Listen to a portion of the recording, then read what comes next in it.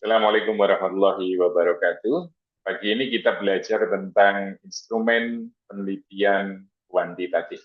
Saya akan share slide terlebih dahulu.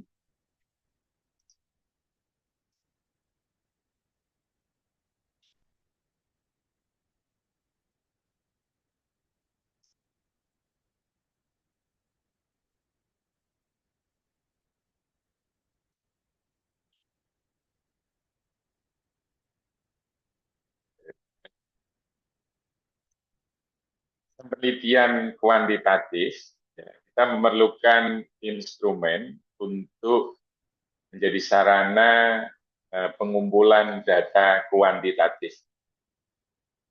Nah, ada beberapa sifat penelitian kuantitatif, ya, diantaranya penelitian kuantitatif ini objektif, ya. Peneliti melakukan pengumpulan data untuk mengukur fenomena atau variabel tertentu yang diteliti. Jadi ini saya garis bawahi, saya tandai dengan huruf merah, itu mengukur fenomena atau variabel. Jadi sifat penelitian kuantitatif adalah mengukur. Nah, karena mengukur maka variabel-variabel penelitian itu didefinisikan secara operasional hingga sampai indikatornya apa. Jadi variabel-variabel yang diteliti itu yang nanti akan diukur itu indikatornya apa saja. Lalu di setiap indikator itu kemudian dikembangkan butir-butir soal kalau itu berupa tes atau butir-butir pernyataan kalau itu non-tes. Nah, butir-butir instrumen supaya bisa digunakan untuk mengukur, ya, maka disyaratkan harus valid, reliable, dan berkualitas, ya. Agar apa? Agar dapat melakukan pengukuran dan menghasilkan data yang kredibel. Nah, lalu bagaimana langkah-langkah untuk menyusun instrumen penelitian kuantitatif? Nah, ada 10 langkah, dimulai dari menentukan tujuan, ya, kemudian menentukan cakupan materi untuk tes, landasan teori untuk non-tes, menyusun indikator butir instrumen, kemudian menyusun kisi-kisi, menyusun butir instrumen berdasarkan kisi-kisi, lalu membuktikan validitas isi, ya. Setelah pembuktian validitas isi, karena ini berkaitan dengan peran ahli atau expert, maka mungkin ada masukan perbaikan dari ahli. Berikutnya kita lakukan revisi atau perbaikan berdasarkan masukan validator. Nah, setelah ahli menyatakan bahwa butir-butir yang kita susun itu valid, kita uji cobakan, ya, lingkup yang terbatas. Kemudian subjek uji coba ini berkesesuaian dengan subjek penelitian yang akan kita lakukan, ya. Kemudian berdasarkan data hasil uji coba, kita lakukan analisis validitas konstruk, reliabilitas, dan juga kualitas butir yang di dalamnya ada tingkat kesulitan, ya, ada fungsian distraktor, dan juga mungkin ada potensi bias yang bisa kita analisis pada instrumen yang kita kembangkan. Nah, setelah valid, reliable, ya, kemudian kualitas butirnya sesuai, maka kita kemudian merakit instrumen, dan ketika sudah dirakit, ya, maka instrumen sudah siap. Nah, baik. Contoh tujuan pengembangan instrumen, ya, misalnya untuk mengukur kemampuan berpikir tingkat tinggi peserta didik dalam mata pelajaran tertentu, misalnya bahasa Indonesia atau PKN, gitu ya. Jadi ini sifatnya untuk mengukur. Kemudian langkah kedua, setelah tujuan kita tentukan, cakupan materinya, ya, kita petakan dalam template seperti ini bisa, ya. Jadi kalau kita misalnya contoh Pancasila, elemennya apa? Kemudian CP-nya apa saja? Lalu langkah ketiganya adalah menyusun indikator soal. Jadi ada kompetensi dasar tadi yang akan kita ukur, lalu materinya apa, ya indikator soalnya apa. Nah, ketika kita nyusun indikator soal ini harus merujuk pada kata kerja operasional yang terukur ya, yang sering digunakan adalah taksonomi Bloom atau boleh menggunakan eh, apa namanya taksonomi lainnya. Kalau di sini indikatornya adalah mampu menganalisis ya. Menganalisis ini levelnya di C4 karena kita mengukur HOTS tadi ya. Maka indikator yang kita gunakan adalah menganalisis. Ini langkah ketiga. Kemudian langkah keempat adalah mengembangkan butir. Jadi indikator sudah ketemu, lalu butirnya kita susun. Ya. Nah, langkah kelima nanti apa yang kita susun, ya, mulai dari tujuan, cakupan materi, indikator soal, butir soal, ya sampai pada di jawaban dan kalau kita lengkapi nanti ke distraktornya, itu nanti dinilai oleh ahli. Nah, proses penilaian oleh ahli ini menjadi cara untuk melakukan pembuktian validitas isi. Ya. Jadi yang melakukan pembuktian validitas isi adalah ahli. Ya.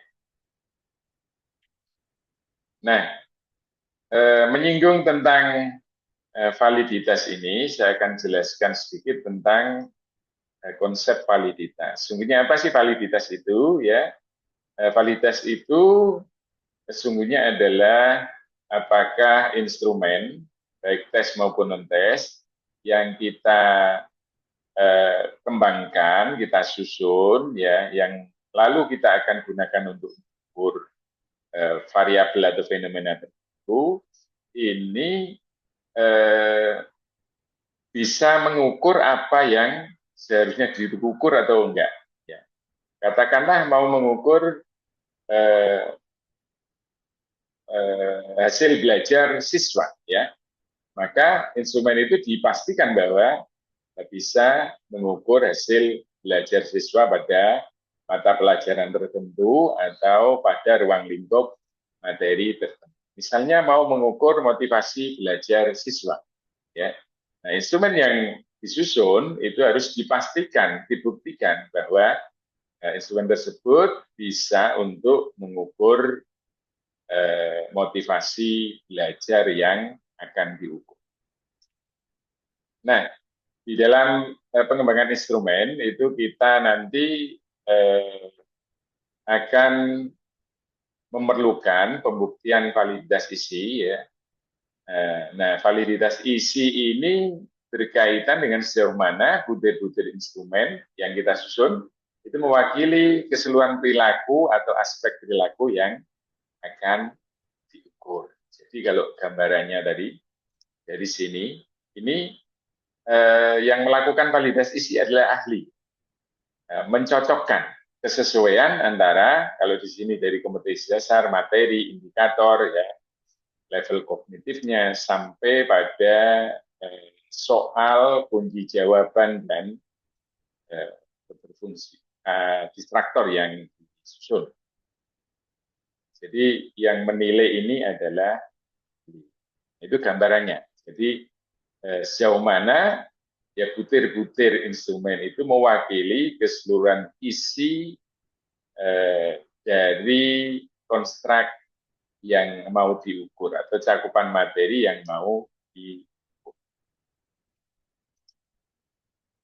Kemudian yang terkait dengan validitas isi, ya, itu adalah ada beberapa nama lain, ya, disebut sebagai validitas tampang. Karena ini mengukur performa kesesuaian item dengan indikatornya. Jadi tadi ada item indikatornya disebut juga sebagai validitas logik. Nah, karena ini mencakup kemampuan perilaku yang diukur dengan desain logik. Kemudian cara membuktikan validitas isi. Ya, tadi sudah saya singgung, cara membuktikannya adalah menggunakan kesepakatan ahli atau expert judgment. Ya. Dikatakan bahwa instrumen kita atau bukti-bukti instrumen valid itu apabila para ahli meyakini, jadi di sini adalah para ahli, ya, bukan satu ahli. Ya. Kalau satu ahli belum cukup. Ya. Para ahli meyakini bahwa instrumen yang kita susun mampu mengukur dan juga didefinisikan dalam domain konstruk yang diukur. Nah, itu. Jadi yang berikan penilaian adalah, nah yang dinilai ahli tadi kita hitung menggunakan salah satunya adalah indeks validitas icon atau V icon. Rumusnya sigma S dibagi N kali C min 1. Ya. S-nya adalah R min LO. LO-nya itu penilaian validitas terendah. N-nya banyaknya rater, kemudian C-nya adalah jumlah kategori yang dipilih oleh rater. Ya. R-nya angka yang diberikan oleh rater.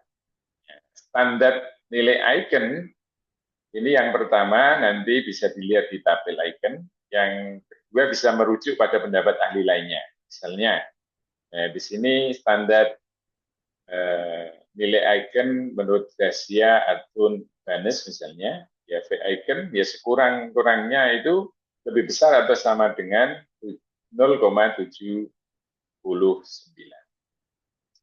Nah, untuk melihat indeks yang harus dicapai, itu kita bisa melihat jumlah rater atau validator atau jumlah expert ahli ya di sini. Kemudian di sini adalah jumlah kategorinya. Ya, jumlah kategori itu seperti apa ya? Misalnya kita menggunakan skala 4, berarti kategorinya 4. 4 itu tidak relevan, ya, cukup relevan, ya relevan dan sangat relevan. Itu 4. Ya.